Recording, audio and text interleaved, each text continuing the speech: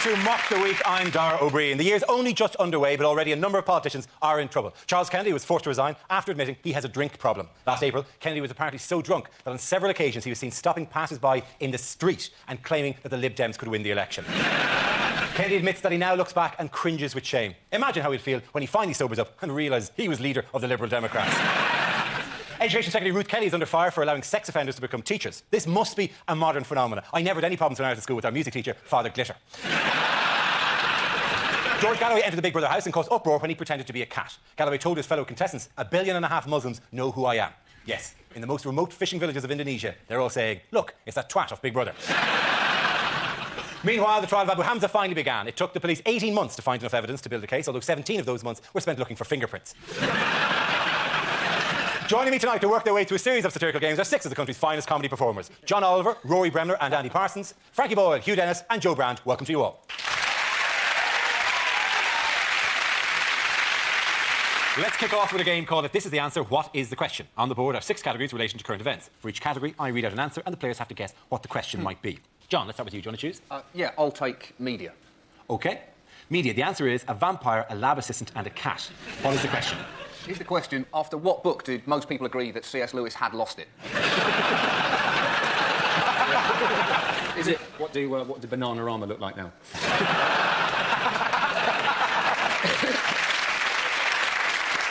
Is it who have all been approved for teaching posts this week? Is it in an early and terrible translation of the Bible? What did the wise men give the infant Jesus?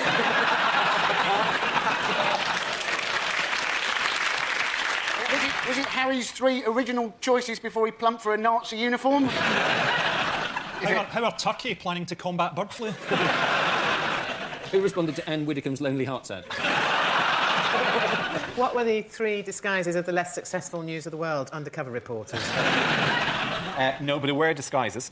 It's a Big Brother thing, isn't it? It is a Big Brother thing. Or Big Broadmoor, as I like to call it. This is what they wore in their fancy dress night? It's not what they all wore, no. Is it... Galloway had to be a cat. Did he not? He did. That's how cats go. Yeah. It's like an adult version of Old MacDonald. How do vampires go, Q? They go... And to top it all off, the pièce de résistance, do your lab assistant. Well, it's turned blue. It's quite brilliant. Those 3 guys were all taken by one person. By Galloway, weren't they? They were all Galloway. The actual question is, what are 3 of the characters George Galloway played during a stint in the Big Brother house? They've been quite unfair to him, actually, because, you know, he sort of says, people say, he's making himself look stupid. But actually, you know, I'm being censored. They're cutting on my bed. You will have only seen me as a cat. What you didn't see, I was also an owl, a lemur and a Portuguese man of war. Oh, yes. Is the West not ready for that? But isn't the thing that people are sort of saying that he's made a fool of himself in the Big Brother house? But I actually think he's now got more dignity than normal. It would have been good to see him address the Senate inquiry as a cat. Oh, Senator, hello! Why isn't it warm in here? See, actually, specifically as Top Cat. Well, I don't have a broad range of cat impressions, I don't know. It's obligatory. George Galloway this week, apparently. Although he was in the Big Brother house, he still managed to sign his name in at the House of Commons for a debate. Yeah, he did. He signed an early day motion. An early day motion, yeah. What, did Jimmy Savile bring it in or something? Smuggled it in. That'd be great. Diary room, yeah. Oh, have I got something for you? Maybe he asked for it. That's why Jimmy Kay said, "Dear Jim, you say, you're a sad man. Letter here from George. What says, please could you bring me an early day order paper?" The band was... What?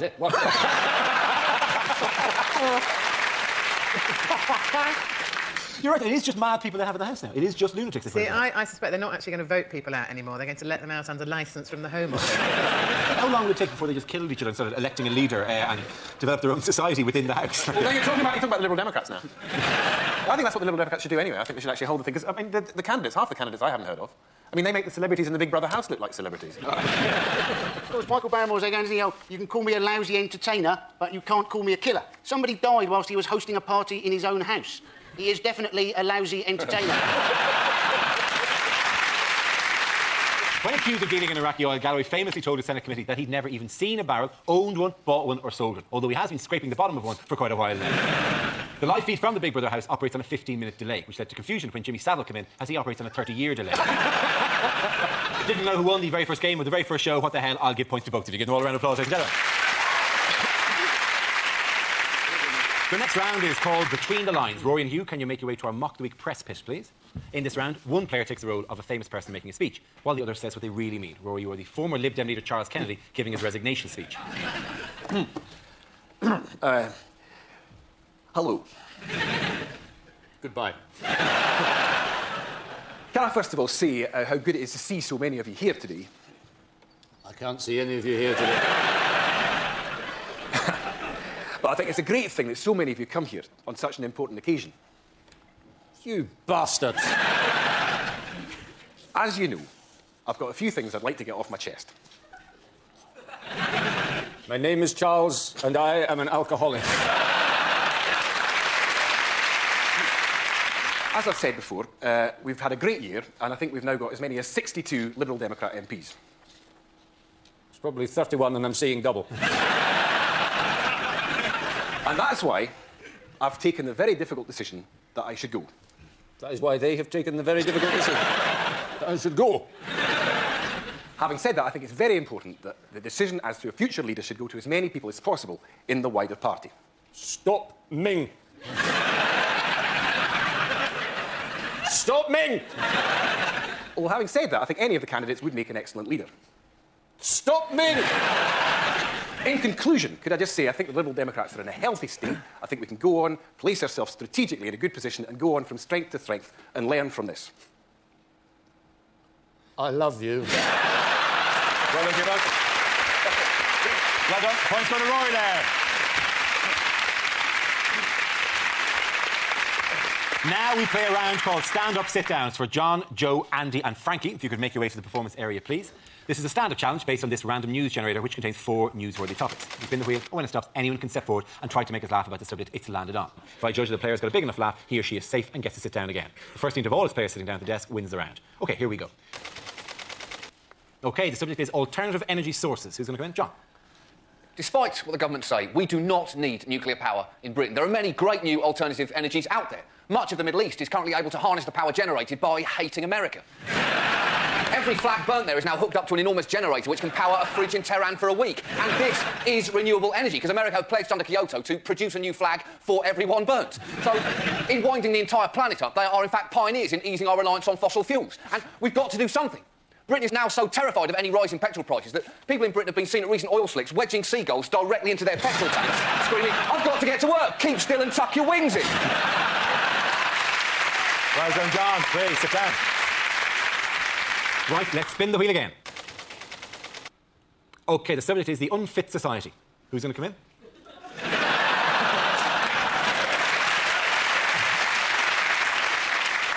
Yeah, right. I'm one of those unfit people. I'm in my 40s. I've done no exercise since I was 0. And panicked recently. Went to see my GP and said, look, what can I do so I don't die when I'm 50? And he said, well, exercise-wise, start slowly, do something 2 or 3 times a week that gets you slightly out of breath. So started smoking again. Joe, sit down. Very good.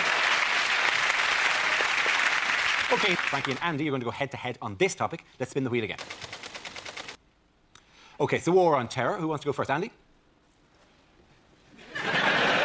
Yes, the war on terror. The Americans have said, you know, they're worried that Iraq is their new Vietnam. Let's hope not. Otherwise, we're in for some shit movies in about 10 years' time. But new Labour to combat the war on terror. They've decided we're now going to have our new FBI-style police squad. Quite why they're so impressed by the FBI, I don't know. The FBI actually knew before September the 11th that various people were learning how to fly in America, but who had no interest in learning how to take off or land. How many possibilities does that entail? Your driving instructor would be pretty suspicious. If you said, I'd like to learn to drive, they said, OK, start the car, and you said, no, you start the car, get it up to 4th, I'll jump in. Good man, Andy. Well done. Andy Parsons there. On the same topic, Frankie, it's your turn. Apparently, in America, they're building a big tower on the site of September the 11th, Freedom Tower, and they're looking at ways of trying to make it terrorist-proof. I think they should have just built a giant mosque. No one's going to fly into that, are they? Or even better, a runway. How galling would it be if you hijacked a plane and then had to come in and make a textbook landing? They're always going, oh, don't deal with terrorists. We mustn't deal with terrorists. Let's deal with them. What's Al offering you boys? 100 virgins? We'll give you 50 slags. Or 2 women from Dundee. Well done, Frankie. It's been very close. I think Frankie wins that for a team. Well done. This next round is called Headliners. I show the team the photo of someone who's been making the news this week, along with the initial letters of a newspaper headline. The teams have to tell me what the letters should stand for. Here's a picture of David Cameron. So what does CIST stand for? Cameron impersonates sensitive Tory. Is it caution, imminent spectacular trick? He's heading towards a ramp and he's got the shadow cabinet to lie next to each other and set the first three of them on fire. He's a breath of fresh air in politics, Cameron. Is it crotch in saddle trap? Or is it simply the word cyst, and that's why he's having to stand up on his bicycle? Cameron in stabilisers test? It's to do with how another politician sees him. Is it second Thatcher? No, it's not. Second Tony. Is it Cameron a serious threat? Yes, it is. Very, very good. Correct. It is Cameron is serious threat. Not likely to be on that bicycle, though, is he? This comes from Tony Blair's recent interview in The Observer, where he admitted voters were faced with a more interesting Conservative Party who would certainly give his party a real contest. He's a serious threat to me because he's not very distinctive. He's not a very distinctive voice, and he does Tony Blair much better than I do. But really, if you look at him actually, because he's got three things. Because he talks Tony Blair's language, but he sounds like Mandelson, and he's got that Michael Howard thing going on with his mouth. So all three of them for the price of one. Because people don't know what his voice is. No, if you play a tape of David Cameron, if you did it now, you wouldn't really, it's not very distinctive. It just sounds So like you could Peter Mandelson. presumably just do anything. I just should get recycle David Cameron. Hello, the Conservatives, loving that. And people go, it's very accurate. It really is. It's quite impressive. But at least they brought back William Hague, so that's a bit of good news. Should he develop some sort of speech impediment? Definitely, yeah. I'm David Cameron. Whee! What speech impediment is that? Someone really That, and let me tell you, is the sound of someone having a colonoscopy up there. But not when it's expected, surely, yeah. Surely one of those kind of sneak colonoscopies. Dim, dim, dim, bing, whee! We do know a few things about Cameron, don't we? I mean, he was very evasive about the drugs issue when he was at university, and his quote was, wasn't it, it doesn't matter what I got up to at university, because when I was at university, I didn't know I was going into politics. Well, he must have had a reasonable idea, because at university, he studied politics. Do you know what's on his music collection? He let this slip last week. It's the Smiths. His favourite album is The Smiths' The Queen is Dead. Yes. Whoa! And his second favourite album is Woo! He did say The Queen is Dead was his favourite album, and then and then he called himself and he go, well, clearly I don't concur with the sentiments. Although I do believe you should hang the DJ, hang the DJ, hang the DJ. What's the point of having a caring Tory? Isn't the point of being the leader of the Tory party is that you get to be an evil bastard? Come on, the poor, prepare your arse cheeks for a pounding. Isn't this just like sort of Darth Vader turning to the Emperor and going, I'm not sure about the environmental consequences of the Death Star, Your Excellency? This is a forest moon we'll be ruining. His true colours will come shining through as soon as in the House of Commons he turns up one day and spins round in a swivel chair stroking a cat. Eton-educated David Cameron told Radio 1 that his favourite group is the Smiths, or as he calls them, the Harrington Smythes. David Cameron's wife, Samantha, has a tattoo of a dolphin on her ankle, although sadly it keeps getting caught in her fishnets. All of which is very pleasant, but I think the winners of that round were Andy, Rory and John. Our next round is called Dating Videos. The players take on the identity of a famous newsmaker and record a Lonely Hearts video in the style of that person. Everyone else has to try and guess who they are. So, Hugh, you're up first. Please, can you take your position in the performance area? Let's see your dating video.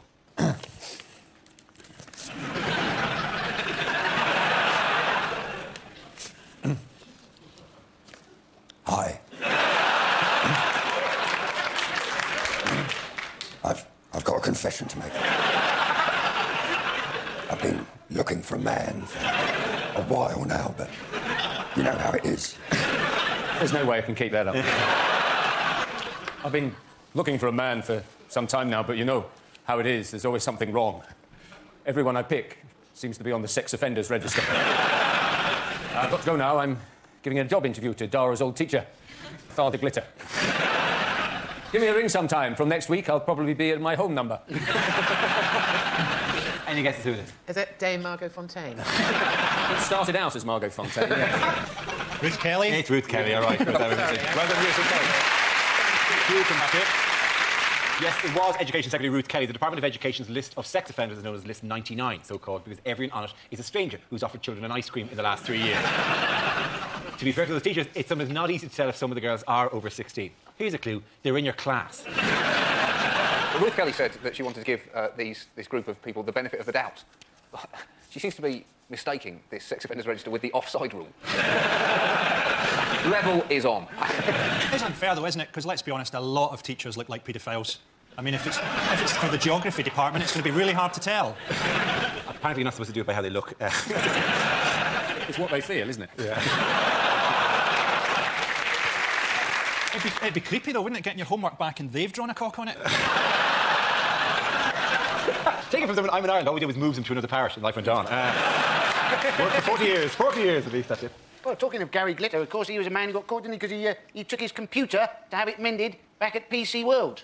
What an idiot the man was. That would be like Jeffrey Dahmer taking his freezer back to Curry's, or Fred West taking his patio back to B&Q. Now, Rory, can you please make your way over to the performance area? And when you're ready, please can we see your dating video? Hello. Well, I'm Swedish, but then so is IKEA. Are you looking for a long-term relationship with lots of commitment? Nor am I. Maybe just your little summer romance till take us through the World Cup. I always have the second week free.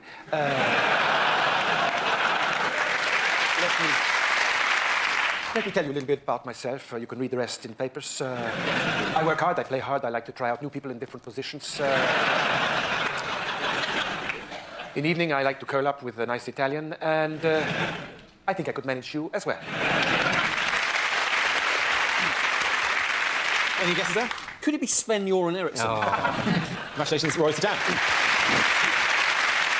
Yes, that was Lonely Heart Sven-Göran Eriksson, who this week became the latest big name to be duped by the News of the World's fake sheikh Mazhar Mahmood. What was the stupidest thing Sven said to the News of the World? Peter Crouch is world class. He's got a lovely touch. For a big man. How many times are we going to hear that over the next few months? For a big man, he's got an amazing touch. For a big man, his touch is amazing. For a big fella, you can't fault his touch.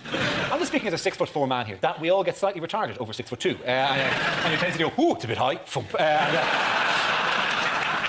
If I was up once in a nightclub being told, "God, you're not a bad dancer," as if it would be difficult for me to lumber around the floor.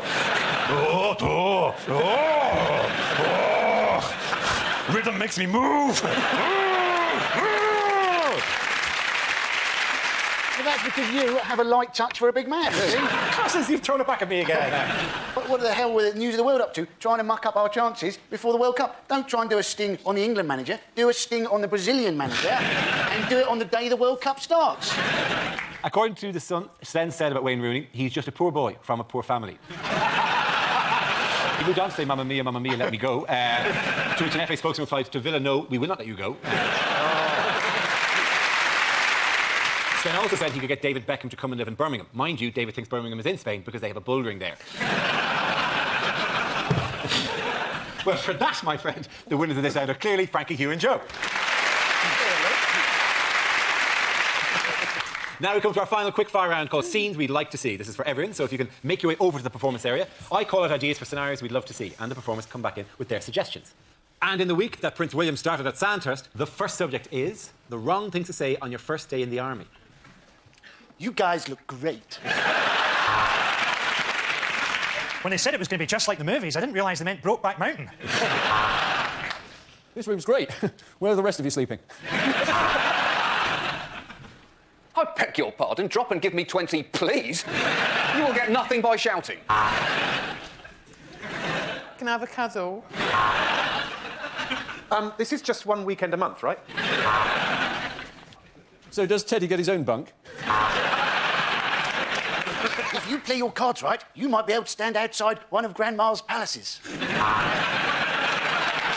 the next topic is some pointers for Sven here, possibly. Bad things for the England manager to be caught saying.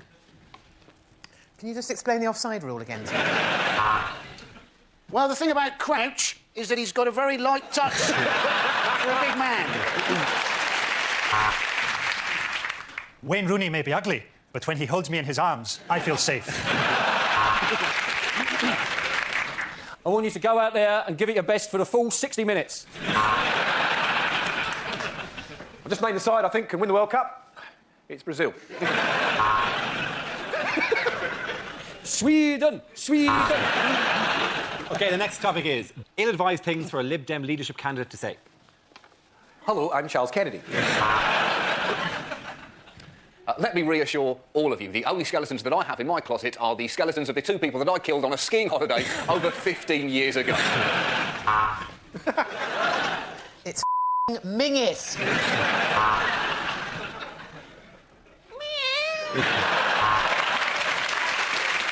Sorry, I'm late. I had trouble finding a vein.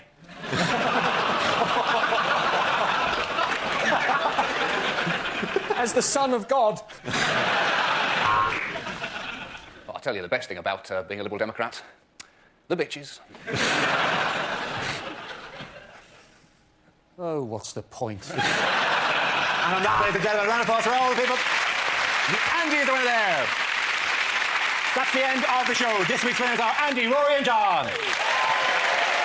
Commiserations to Frankie, Hugh and Joe. Thanks for watching. We'll see you next week. Good night.